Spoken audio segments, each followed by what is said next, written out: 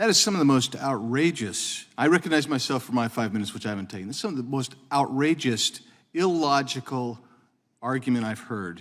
Let me ask each of you, does it happen all the time, as the gentleman just said, where a president grants a clemency or a commutation, and then the DOJ says, we're going to go back, reinvigorate our prosecution against that person? Does that happen?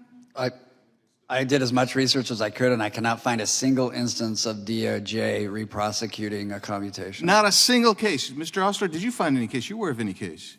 As I said, I didn't do a systemic check, but I don't know of one. Now, I understood the question to be about hung counts generally where you don't have a commutation. Right, but that is not what that's not the conclusion he drew, right? And Professor Berman? Yeah, I was struck because I'm not aware of any case, let alone cases happening all the time, where there's a re-prosecution after a clemency grant. And let me just tell you, my experience, and it wasn't a federal prosecutor, but I can tell you my experience is, if you got convictions over here, you had a case sitting over here on a hung jury, we typically would just be happy and move on, and that's typically what happened. And in this particular instance, the prosecutors said they were going to move on.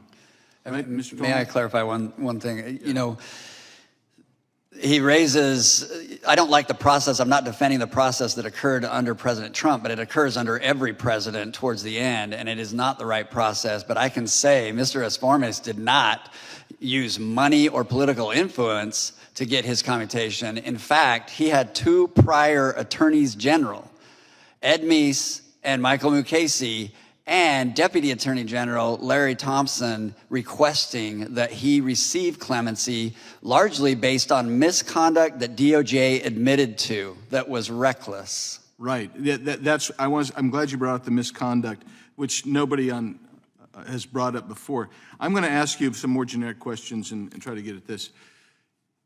Do you see any limitation in the Constitution right now on a president granting clemency, pardon, or commutation? Professor Berman. In all Supreme Court cases, and obviously the text it's extraordinarily broad, covering all federal offenses except in cases of impeachment. Right, that's the way I read it. It's just really broad. I don't know what the limitation is other than impeachment, right? So this notion that somehow it's okie dokie to go back in and basically take this Mr. Esformes and say, well, doggone it, we thought he had a really bad set of facts, you know, and so we need to retry him on some of these things to hold him accountable. I'm sorry, appears to me to be biased or motivated from something other than the crime, because they used the hung jury crimes to enhance his sentence. Is that not true, Mr. Ostler?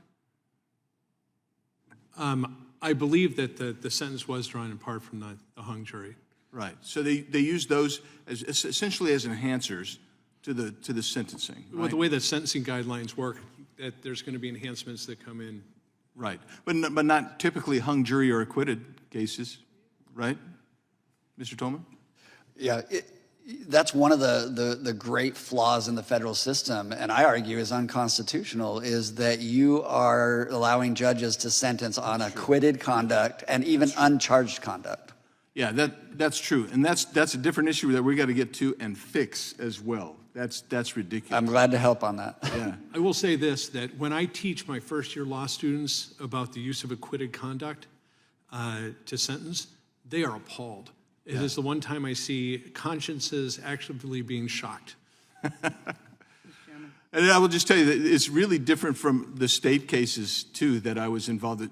You never could use that kind of enhancement for sentencing. That's pretty amazing. So as we get through here, we've got a lot of work on our plate that we have to do, and we're going to keep going forward with that. And so I just want to say, as we close out the hearing, thank you for being here.